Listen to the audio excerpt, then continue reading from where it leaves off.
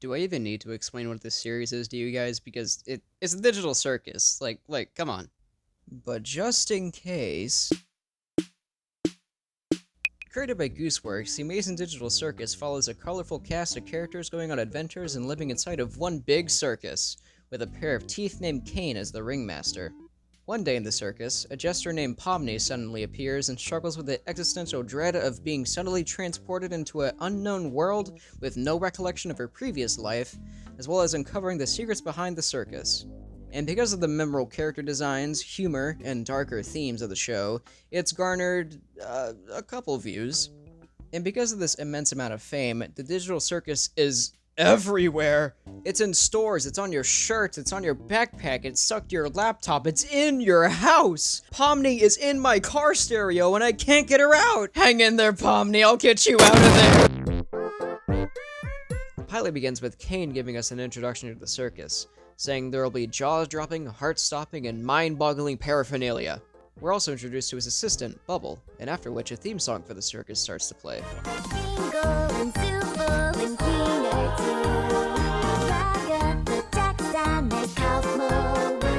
Midway through, we see Pomni suddenly appear and interrupt the song.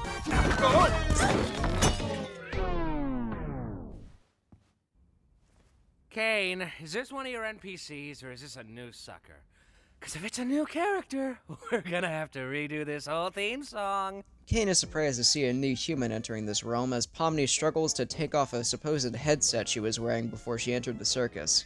Ragatha assures Pomni that everything will be okay, but Pomni does not buy that for 1 second. Also, swearing is not allowed in this universe.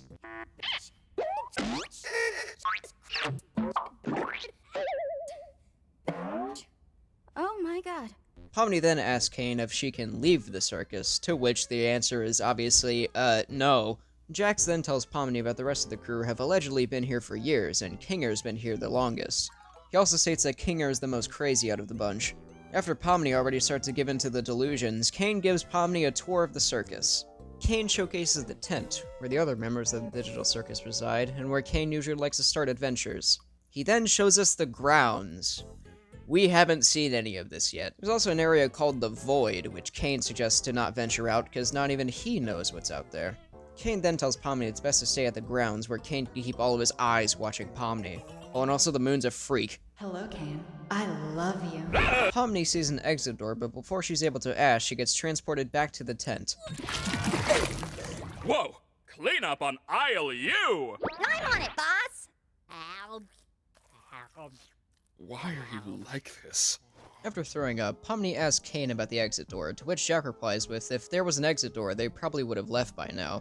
Kane then tells Pomni that she's probably just experiencing digital hallucinations from her mind being transferred into the digital world, which, fair enough, that sounds plausible, I guess. He then asks Pomni her name, to which Pomni responds with nothing, because she can't remember her name. Oh god! Why can't I remember my name? Lucky for her, however, Kane has a solution for this. What do you think of Pomni? Sure. And with that out of the way, Kane finally decides to start today's activity. Do you like adventure? Activity? Wonder? Danger? Horror? Pain? Suffering? Agony? Death? Disease? Death? Angel food cake? Ow! You parasites! The activity in question being to gather all of the gloinks, sentient pieces of geometry that steal everything in their path. He then tells the gang good luck and poofs into nothingness. Ragatha, the ever-kind person she is, tells Pomni that the activities are just something to prevent them from going insane inside the circus. What does it look like when they go insane? Just hold your horses, okay? We'll get there. Zubal's having none of this gathering gloink business, so the gloinks gather them instead.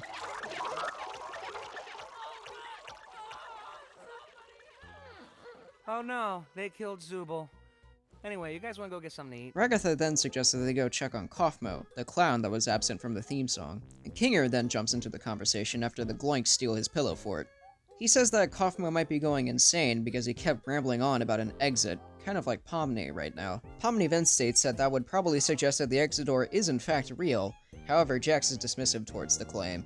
Pomni then says that even if that was the case, she would like to at least ask Kaufmo if this was real and in fact not a dream, but we already know the answer to that. After getting hit in the head by a gloink, Jax then splits him, Pomni, and Ragatha into a team to go check on Kaufmo, leaving Crybaby and Hoo-Ha, leaving Kinger and Gangle to gather the gloinks themselves. We're then shown the living quarters of the circus, where Pomni already has a room specifically for her. Pomni isn't focused on that, however. She's still wondering why they even go on adventures in the first place, and instead try and find a way out. Ragatha responds in grave detail. After a while, you start to realize that you really can't leave, and constantly chasing an unattainable goal will start driving you a bit crazy. And eventually you get to asking what the point of anything is, and you completely lose sight of who you are and why you're even alive, and when you reach your breaking point, something really terrible can happen. Speaking of terrible things... Sorry, I was looking at fucking Pomni going insane. Speaking of terrible things that can happen, they enter Kaufmo's room, where they find a weird mass of eyes moving around. This is called Abstraction, also known as what happens to a member of the circus when they go insane. Kaufmo then leaves the room and starts beating the shit out of Ragatha, leaving her in a glitched state. Traumatized by the events currently unfolding, Pomni apologizes to Ragatha and leaves her alone, causing her to be chased down by Kaufmo. We then cut to Gangle and Kinger, seemingly just staring at a hole in the ground, until Jax makes an appearance after running away from Kaufmo. Jax! We found the Zooble hole. Cool. How is Kaufmo doing? I hope he's not still mad at me for not laughing at his jokes. Oh, he's doing great. After passing the speech check, Jax pulls out the bowling ball he got from Kaufmo's room and throws it at Kinger, causing him and Gangle to fall down the hole. After falling down the Super Mario 64-ass slide, they reach the bottom, where a bunch of bowling pin-shaped gloinks are sitting.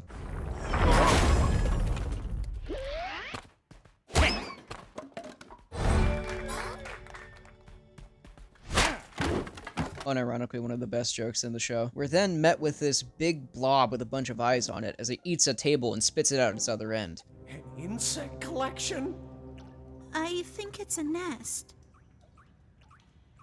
We then cut back to Pomni as she reunites with Ragatha. She apologizes for leaving her behind once again, but Ragatha's always in good spirits and says that it's alright. She then says what Pomni needs to do now is to find Kane so that way she can be fixed. In a bit of a better mood now, Pomni leaves and tries to find Kane. After hearing a strange sound, she turns a corner, finding Kaufmo and ensuing yet another chase. Back at what I assume is the basement of the circus, Kinger finds Zooble, and after winning a match of rock, paper, scissors, tries to give them a helping hand. Gotcha! Oh. Meanwhile, Pomni's still getting chased by Kaufmo, eventually coming upon another exit door. This time, however, she opens the door, coming across an office space, and after opening another exit door is more office space. You probably get the pattern from here on out. After the exit door disappears, Kaufmo starts beating a gloink into the ground, eventually landing right on top of the gloink queen. Thank God you're okay. You didn't experience a game show in there, did you? Kaufmo then starts to beat the shit out of the gloink queen, completing the objective for them. And with Kinger holding Zooble in his floating hands, they ride up an escalator back to the circus. Meanwhile, Pomni's slowly going insane through this Stanley Parable type scenario. Eventually, Pomni comes across one final exit door, and after opening it, she enters the void. This gets the attention of Kane, who's on a date with Bubble, I guess? And drags Pomni out of the void and back into the circus. Gangle, Zooble, Kinger, and Jax meet up with Pomni and Kane, and Kinger tells Kane that Kaufmo extracted. Why didn't anybody tell me? He then puts Kaufmo in the cellar, where all the other abstracted members of the digital circus reside. Ragatha also meets up with a bunch, and Kane snaps his fingers, fixing Ragatha and Pomni's hand. Kinger then apologizes to the gang about lying about the exit door, and he states that he hasn't finished the other side, so he didn't want anybody to see his unfinished work. Kane then rewards the group with a job well done with a feast cooked by Bubble. After pondering the thought of why they need food in the circus, Pomni stares at her plate of low-poly...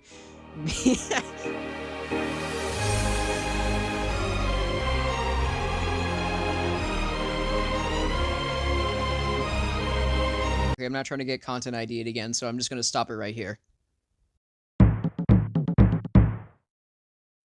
I was originally going to save this little intermission part for just like a little silly thing I was going to do. However, as of recording this an hour ago, Glitch posted a teaser for episode 3, and it comes out the 4th of October? Glitch, slow down, man. thanks for new material for me to cover, I guess, but like, y'all work too fast. And they also changed the banner on their YouTube from Motor Jones to Digital Circus. It's fully over. Pomni. Pomni. Pomni. Pomni. Pomni. The next episode begins with Pomni having a nightmare about being abstracted. While wandering through the circus, she realizes her arm is becoming distorted and glitched, screaming out for Kane to help her. Pomni then falls down a hole, as Kane, Jax, and Ragatha make rude comments about her. And as the hole slowly closes, and as Pomni continues to fall deeper into the void, she wakes up.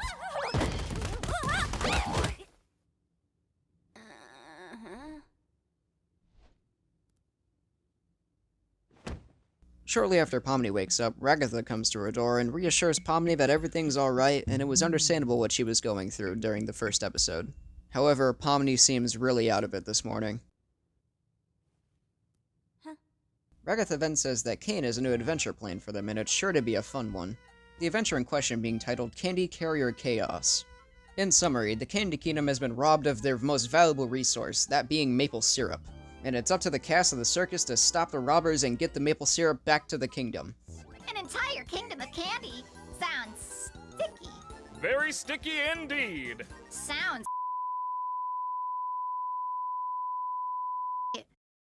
Bubble, you can't say that. Zubul turns down the adventure, but Kane explains that he's testing out a new AI that's supposed to be 57% more immersive. Zubul still declines, though, a pattern that we'll for sure see throughout the rest of the show. Pomni then questions their entire existence within the circus, which causes Kane to promptly throw them into the Candy Kingdom.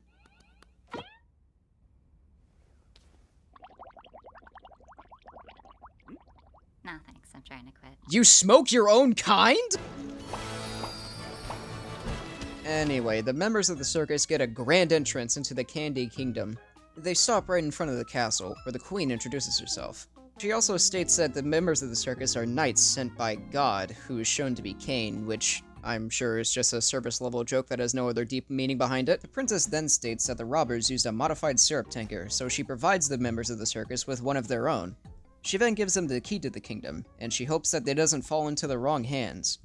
After Jax forces Gangle to be the driver, they all climb inside the truck and set on their journey to get that maple syrup back. We're then introduced to the robbers. The two guys sitting on the graham crackers aren't really important to the story, however, the guy holding the binoculars is named Gummy Goo, and we'll become very familiar with him shortly. After Gummy Goo notices a truck in the distance, they all hop inside their own truck and start to get away. We then cut to the members of the circus, where Jax devises a plan to just shoot them until they're unrecognizable. Ragatha once again tries to comfort Pomni, saying that there has to be some way she can be useful in this adventure. Jax says that she can start by being assertive, and throws her out of the truck. And that actually somehow ended up working, as Pomni creates a line between the two trucks. That doesn't last very long though, as Pomni loses her grip on one of the trucks. One of the robbers tries to get Pomni, but Jax uses his boot launcher to launch one of the guys off of the truck. Gummy Goo then tries to shake the members of the circus by going into rough terrain. This prompts Jax to say this fucking line. Aren't you supposed to be submissive and agreeable? Move it! Jax then suggests that Gangle rams into the other truck. Otherwise, he'll tell Ragatha about the figurine thing. And whatever the fuck that means, that convinces Gangle to start ramming. Gummy Goo then uses drastic measures and creates spikes along the wall of their truck. And somehow, Kinger finds an anchor and throws it over the canyon.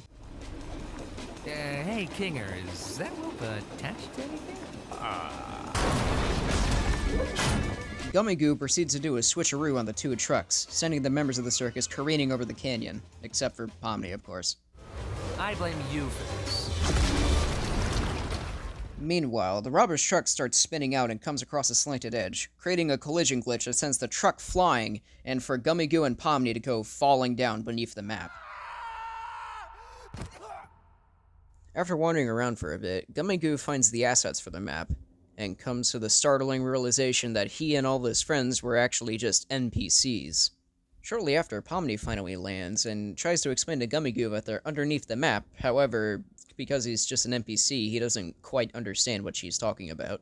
He then asks why Pomni isn't in here either, to which Pomni tries to explain that she isn't an NPC, however, Gummy Goo also doesn't understand that. Thus begins Gummy Goo's identity crisis as he starts to question what he even is and what his purpose is in this world. Pomni then tells Gummigoo to not really think about that right now, and they should really focus on trying to get back up into the map. However, that doesn't quite work. I want you to tell me exactly what I am. Meanwhile, the other members of the circus are still floating around in their truck in a huge chocolate river. Suddenly, a large creature made of chocolate emerges from the river. What's that? Do my eyes deceive me? The creature was aptly named the Fudge, however, he was banned from the kingdom because he kept eating the townsfolk. So now he resides in this canyon, feasting on any soul that's unfortunate enough to fall in. Oh, God. That just sounds like murder. Is it really murder if it's delicious? Jax, being, well, Jax, strikes up a deal with the Fudge. Jax proposes that the Fudge can be given the key to the kingdom so long as the robbers are brought to justice with his help. And conveniently, immediately after Jax stops talking, the robber's truck falls into the canyon. I saw the Reaper wink at me. Meanwhile, Pomni's still making an effort to make Gummigoo feel better. Gummigoo then starts to talk about how his life is meaningless and how his friends, his life, and everything he knows is all fake. And Pomni says that, in a strange way, she also feels the same. Maybe not the exact feeling, but feeling like you're nothing. She then asks Gummigoo if he still cares about his buddies, because even if they are fake, they still care about him. Gummigoo then retorts with, what does it matter if he's ultimately just an obstacle that'll eventually be forgotten? However, Pomni says that he doesn't have to be. Pomni then gives Gummigoo an unofficial invitation into the circus, saying that he could be somebody there. Okay, I'm locked in. Gummigoo then asks why Pomni's even trying to cheer him up or help him if he's not even a real person. To which Pomni responds with, she just doesn't want him to feel like nothing, or anybody to feel like nothing for that matter.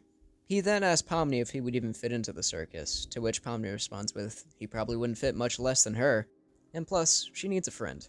This puts Gummigoo in a little bit of better spirits, saying that he could at least give it a try, and says to Pomni that they probably shouldn't tell his buddies about this room. They then devise a plan to escape the dev room, and after Pomni sees a few cubes lying on the ground, she puts them underneath the truck and drives forward a little bit. I just realized this might be a little violent. We then cut to the rest of the members of the circus, where Jax is expressing his disappointment in this adventure. And as always, Ragatha is concerned about Pomni, wondering if she's going through another horrible experience again.